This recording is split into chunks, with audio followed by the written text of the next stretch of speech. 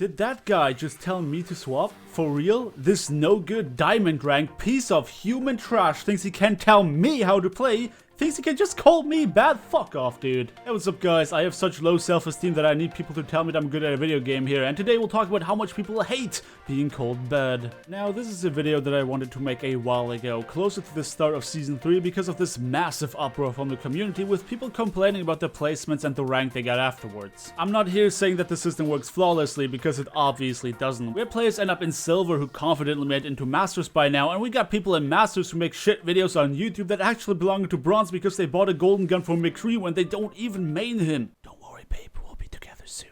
Well, the devs realized this themselves and knew that after the Borg Season 2 they'd have to do something to improve our overall ranked experience, but that required to put people in ranks that are lower than what they had previously. Community perception is always a funny thing, isn't it? In Season 2, anything below Platinum was considered absolute trash tier because of how few people actually were in those ranks. Platinum itself was just a massive RNG fest thanks to the massive skill disparities within a single division, which should never be the case. Now the system is far closer to what it is supposed to be, splitting players of strongly varying skill levels in different divisions. The ranks from Bronze to Gold are finally well populated and we don't have this massive clash of players in Platinum anymore. But as we all saw it coming, the people who ended off on the low end of the spectrum were not quite happy about that, and I quite honestly don't feel bad for the devs having to deal with that aftermath because after all, it's their own fault. And I'm not just talking about the messed up placements in Season 2, I'm talking about their whole development philosophy. It just really seems like they prioritize players feeling good about themselves first and game balance second, if not third, in favor of having fun gameplay. Here I am bitching about them trying to make the game fun. Of course I want to have fun, but I want to have fun on both the distributing and the receiving end of their balance changes, which especially now is absolutely not the case. What's cool about Overwatch is that it caters to more than just a general shooter crowd, offering heroes that require different skill sets than just aiming. In theory, this opens up a whole new level of gameplay for players to discover, where they learn to find nuances of their hero's kit and how they can use them differently and synergize with the rest of their team. In reality, we have heroes that take very little effort to be effective at that ultimately just make people feel like they are the gods of Overwatch. I mean, it's fun to play Pharah and just rain tons of damage down on the enemies with minimum effort required and just constantly tell your teammates how the entirety of the enemy team is on low HP. Who cares that you didn't confirm many kills? I mean, you still got gold damage, and if by some miracle your teammates confirm kills on the targets that you tagged, you still got gold limbs. Obviously, you're the absolutely best player in your team, and the only reason you're still stuck in Silver is because of elo hell. What really baffles my mind is the devs' fascination with buffing low effort heroes. Increasing the range of Symmetra's PTSD-inducing microwave beam, increasing Pharah's minimum splash damage while paired up with this ridiculously massive knockback, Soldier's increase in DPS causing him to outperform McCree, who takes that much more precision to be effective with, and I'm sure they're still not done. It's not like I don't want these heroes to be played at all, but sometimes there's a reason that higher ranked players or pros use certain heroes over others. Why was it such a massive problem that Soldier wasn't played as much when he was literally the low effort version of McCree? Shouldn't there be trade-offs? Soldier requires less precision but does less damage. He also has his Helix rocket for burst and even has some healing. Meanwhile, McCree can't afford to miss a single shot. Shouldn't that be rewarded with more damage? And why on earth would you buff Pharah? Good players still manage to be effective with her by mastering her movement abilities. What baffles me about Pharah is that it takes absolutely no skill to be annoying with her, but it takes a lot of skill to shut her down. Obviously around my ranks that's less of a problem, especially with me playing Anna, but playing against Pharahs and Platinum was an absolute nightmare because of the level of precision required to shut a Pharah down, and players around that rank that simply aren't capable to provide that level of precision. Meanwhile, we're dealing with Symmetras enjoying the increase in range for their left click that allows them to track enemies even around corners with absolutely no aim required. Next to that, we're also in the meta that is more about outlasting the enemies with as many tanks as possible while waiting for the others to make a mistake rather than skillfully outplaying each other. Sure, I disagree with some of the balance changes and some heroes are more annoying to deal with than others, but what all of this does more than anything else is making players feel like they're pros when they're really not. I'm not one to say you shouldn't have fun, but looking at hero designs like that, looking at these balancing decisions and these godforsaken gold medals, all you do is raising a generation of players that wants to feel good about their performance without having to actually put effort into it. Yes, I think that the more precision-based hero should do more damage than the one that is allowed to miss shots and still be effective. Yes, I think it should take some resemblance of skill to be effective with any hero rather than just spamming down damage and enjoying the fact that players around your rank can't aim for shit. And yes, I think that playing with 3 to 4 tanks in your team while opposing enemies with a similar setup is absolutely mind-blowingly boring. If we were to see an Overwatch that is based around the notion of actually requiring skill of some sort to be effective, rather than primarily caring about them feeling good about themselves, maybe we'd see a player base that is less entitled, less focused on individual performance in a team-based game, and less misinformed about what actually constitutes as good performance. And that is the fun part of being a YouTuber. Half the time when I read comments starting with something along the lines of,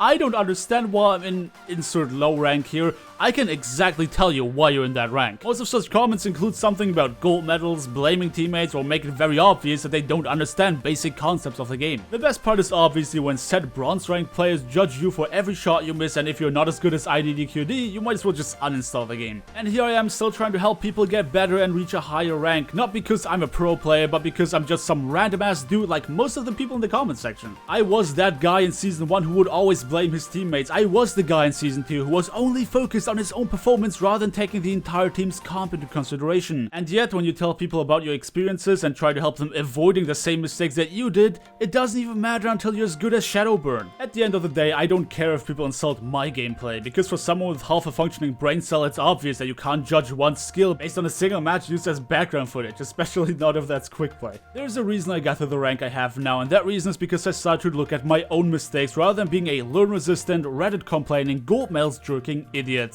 And yes, I know this is a bit of a rant, and I apologize, but you can watch people say uninformed bullshit about gold medals and elo hell only so often until you lose faith in them actually wanting to understand what the game is about. Guys, don't get pissy when someone asks you to swap. They're not necessarily trying to say that you're shit, so don't get triggered immediately. Having gold medals while playing in silver rank does not mean that you actually belong to diamond. In fact, gold medals are so easily misinterpreted that more often than not, your focus on getting those medals rather than playing in a manner that actually helps winning the game could be the very reason you're still in silver. And no, having all golds does not mean that you're the best player in your team, and it does not mean that they should build a comp around you. You can have golds and still play a hero that doesn't contribute to a win. Non-impact picks, shooting Reinhardt shields, poking when it's not necessary, and feeding into support ultimates. You know what all these things do? They give you gold medals. You know what they don't do? Make you win the fucking game. Stop always blaming others and look at what you're doing wrong and what you can change to try and win. Insulting others isn't gonna make them play any better, and it sure as hell doesn't make them want to listen to you. When someone doubts your pick, rather than getting angry right off the bat, just say that you're going to swap if it doesn't work, and then be self-aware enough to actually realize when it doesn't work. And in the same vein, don't just jump on people's dicks if they play heroes you think are bad. They might be the best fucking off-meta players you have ever seen, and that could disorientate the shit out of your enemies. Give them the benefit of the doubt. Talk about hero comps before the game starts, but don't be pissy about it. Alright, that's it. I'm done. Gave you guys some tips. Not like it fucking matters because I'm a fucking IDDQD or Shadowburn, making some guy that nobody cares about next week. Don't forget to